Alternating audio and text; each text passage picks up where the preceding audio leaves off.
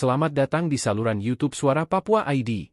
Kami sangat senang Anda bergabung dengan kami dalam pembahasan yang penting ini tentang jejak kekerasan militer di tanah Papua. Dan pada akhir pembahasan ini, mari kita renungkan bersama bahwa akar persoalan di Papua tidak dapat dianggap remeh. Dengan latar belakang Perjanjian New York Agreement 1962, Aneksasi 1 Mei 1963, dan Pepra 1969, konflik yang terjadi di tanah Papua memiliki akar sejarah yang panjang. Kekerasan militer terhadap orang asli Papua dipenuhi dengan dalil-dalil dan stigma, serta marginalisasi yang telah menjadi bagian dari kehidupan sehari-hari, menjadi kenyataan yang harus diakui. Jejak kekerasan militer di tanah Papua yang menjadikan akar persoalan di Papua adalah Perjanjian New York Agreement 1962, Aneksasi 1 Mei 1963 dan Pepra 1969. Konflik yang terjadi di atas tanah Papua tidak bisa dipandangnya sebagai masalah yang sepele, sebab konflik tersebut memiliki akar sejarah yang panjang semenjak Papua dianeksasi masuk dalam bingkai NKRI. Sejarah dan manipulasi status politik adalah akar persoalan Papua menjadi masalah yang meningkat sejak 1 Mei 1963 ketika wilayah Papua dianeksasi ke dalam Negara Kesatuan Republik Indonesia, NKRI. Pendudukan Indonesia di wilayah Papua membawa malapetaka dalam kehidupan rakyat Papua. Persoalan akut dan paling membekas dalam sejarah perjalanan hidup orang Papua adalah kekerasan militer terhadap orang asli Papua dengan berbagai macam dalil dan stigma serta marginalisasi yang menjadi bagian dari kehidupan rakyat Papua sehari-hari. Namun, penderitaan hingga kini masih berlanjut dan ditutupi oleh rezim otoritarian negara yang penuh dengan pendekatan kekerasan, memarginalisasi orang Papua. Penderitaan rakyat Papua adalah sebuah ancaman serius yang distigma, separatis, terbelakang, OPM, gerakan pengacau keamanan, dan tidak berbudaya untuk membenarkan tindakan kekerasan dan diskriminasi. Saat Soekarno mengeluarkan Trikomando Rakyat di alun-alun utara Yogyakarta tanggal 19 Desember 1961, Presiden Soekarno sebagai Panglima Besar Komando Tertinggi Pembebasan Irian Barat mengeluarkan Keputusan Presiden Nomor 1 Tahun 1962 yang memerintahkan kepada Panglima Komando Mandala, Mayor Jenderal Soeharto untuk melakukan operasi militer ke wilayah Irian Barat untuk merebut wilayah itu dari tangan Belanda. Gelombang operasi militer di Papua Barat dengan satuan militer yang diturunkan untuk operasi lewat udara dalam fase infiltrasi seperti Operasi Banten Kedaton, Operasi Garuda, Operasi Serigala, Operasi Kancil, Operasi Naga, Operasi Rajawali, Operasi Lumbung, Operasi Jatayu. Operasi lewat laut adalah Operasi Show of Force, Operasi Cakra, dan Operasi Lumba-Lumba. Sedangkan pada fase eksploitasi dilakukan Operasi Jayawijaya dan Operasi Khusus, OPSUS.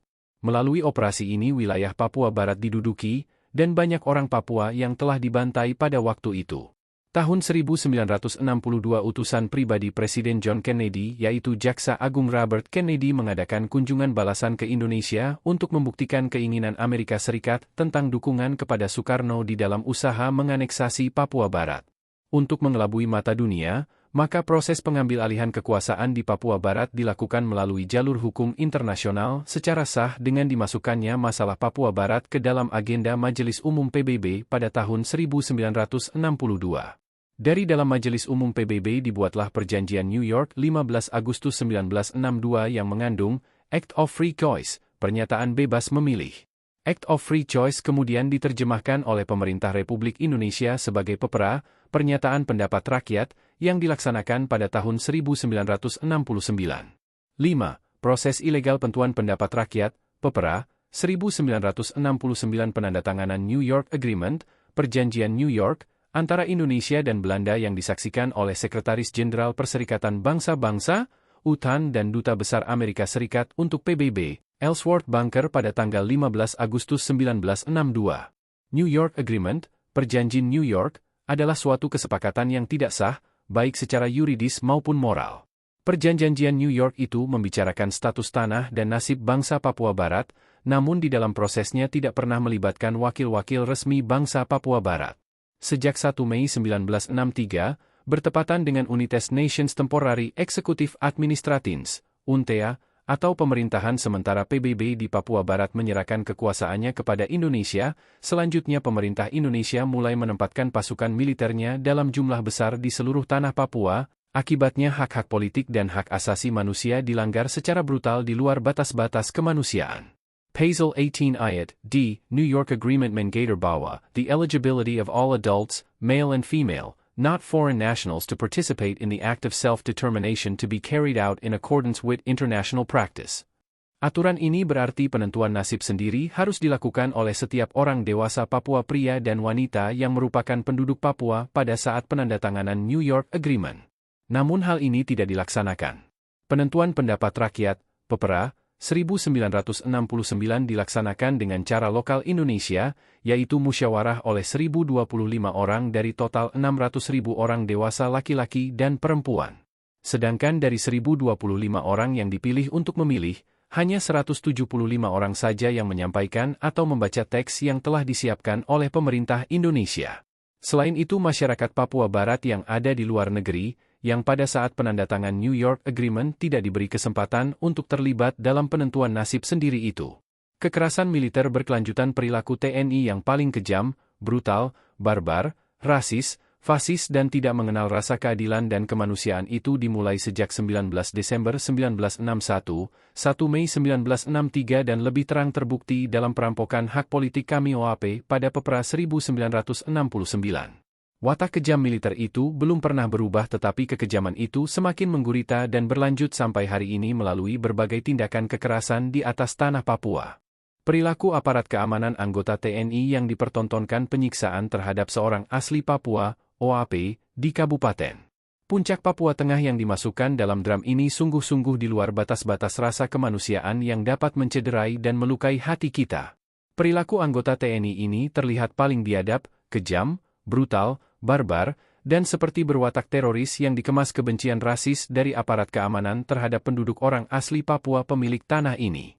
Setelah beberapa hari kemudian terjadi pembunuhan warga sipil oleh oknum polisi di Kabupaten Kerom, Papua yang melakukan penembakan 8 kali hingga korban meninggal dunia. Tindakan yang sama juga dari oknum polisi juga telah menganiaya sang istri asli Papua di Oksibil Pegunungan Bintang, Papua. Kekejaman ini hanya pengulangan peristiwa-peristiwa kejahatan kemanusiaan sebelumnya. Pada 10 Maret 2010 pasukan TNI Batalion Infanteri Yonif 756 yang menangkap pendeta Kindeman Gire dan alat vitalnya dibakar dengan pisau sangkur panas dan meninggal dunia. Ada pula 17 Maret 2010 dan 30 Mei 2010 di Kampung Gurage Distrik Tinggi Nambut, Puncak Jaya, pasukan Yonif 753 menangkap 2 warga sipil, Telangga Gire dengan Anggen Pugu Gire dan interogasi, menendang dan menyiksa mereka dan TNI sendiri membuat video dan video itu menjadi viral di media sosial dan dipersoalkan oleh lembaga internasional PBB. Komnas HAM pernah menetapkan kasus ini pelanggaran HAM serius. Sumber, Tempo Interaktif, 5 Januari 2021. Belum lupa dalam ingatan kita kasus mutilasi yang terjadi pada 22 Agustus 2023 di Kabupaten Mimika, ketika 4 warga Enduga, yaitu Arnold Lokbere, Irian Nirigi, Atistini, dan Lemaniol Nirigi pergi ke Timika untuk berbelanja. Pembunuhan dan mutilasi ini melibatkan 6 anggota TNI aktif dan 4 warga sipil sebagai pelaku. Peristiwa 7 Februari dan 24 Februari 2024 di Yahukimo 1 warga sipil yang tewas di tangan TNI dan 2 pemuda warga sipil berinisial MH dan BG ditangkap, diikat, disiksa dan ditahan tanpa proses hukum yang jelas. Beberapa hari lalu pada 8 April 2024 di ibu kota Sugapa, Kabupaten Intan Jaya kembali terjadi kontak tembak antara TNI Polri versus TPNPB. Kejadian tersebut mengakibatkan 2 remaja korban atas nama Nepina Duitau, anak SD umur 6 tahun, dan Nardo Duitau, umur 12 tahun, meninggal dunia. Tempat di mana sebelum pernah terjadi penembakan terhadap PDT, Yeremia Zanambani pada 19 September 2020 lalu, hingga belum mendapatkan proses hukum yang jelas karena pembunuhnya TNI Polri sendiri. Di waktu yang sama tepat 30 Maret 2024 lalu terjadi penyisiran dan penembakan membabi buta serta pengeboman dilakukan di wilayah yang tengah didiami Philip Mark Mertens, pilot susi air yang ditawan milisi TPNPB OPM yang mengakibatkan pembakaran, pembunuhan terhadap rakyat sipil uang mengungsi.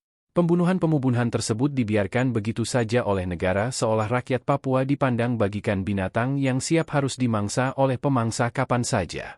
Hal itu terbukti dari berbagai kasus terberat maupun kecil pelanggaran HAM yang sampai saat ini belum ada satupun yang dituntaskan secara adil, setiap pelaku dibiarkan tanpa diadili dalam pengadilan umum. Di waktu yang sama kita juga diperlihatkan dengan berbagai reaksi dan tanggapan yang salah dari rakyat Indonesia. Salah satunya mengenai kritik BEM-IU terhadap tindakan praktik pelanggaran HAM di Papua. Hal ini justru dianggap provokasi dan penyebaran hoaks oleh sebagian besar rakyat Indonesia yang mana negara sengaja memanipulasi fakta dan data yang sesuai dengan keadaan objektif di tanah Papua. Berdasarkan tindakan kekerasan, penindasan dan pembantaian rakyat Papua. Kekejaman ini digambarkan sebagai luka membusuk dan bernanah di dalam tubuh bangsa Indonesia oleh Profesor Dr. Frans Magnisuseno dengan tepat mengatakan, situasi di Papua adalah buruk, tidak normal, tidak beradab, dan memalukan, karena itu tertutup bagi media asing. Papua adalah luka membusuk di tubuh bangsa Indonesia. Hal 255, kita akan ditelanjangi di depan dunia beradab, sebagai bangsa yang biadab, bangsa pembunuh orang-orang Papua, meski tidak dipakai senjata tajam. Hal 257, sumber, kebangsaan, demokrasi, pluralisme. Sedangkan Pastor Frans Lieshout, OFM, mengatakan, orang Papua telah menjadi minoritas di negeri sendiri. Amat sangat menyedihkan. Papua tetaplah luka bernanah di Indonesia. Sumber, Pastor Frans Lieshout, OFM, Guru dan Gembala bagi Papua, 2020, 601. Penyebab luka membusuk dan bernanah dalam tubuh bangsa Indonesia sudah ditemukan dan dirumuskan lembaga ilmu. Namun berdasarkan tingkat kekerasan, pembungkaman dan pembunuhan sampai saat ini yang belum diselesaikan menunjukkan bahwa negara Indonesia tidak ada yang niat baik terhadap masa depan rakyat bangsa Papua. Masa depan bangsa Papua hanya diperoleh melalui kemerdekaan sebagai sebuah bangsa yang berdaulat di atas tanahnya sendiri.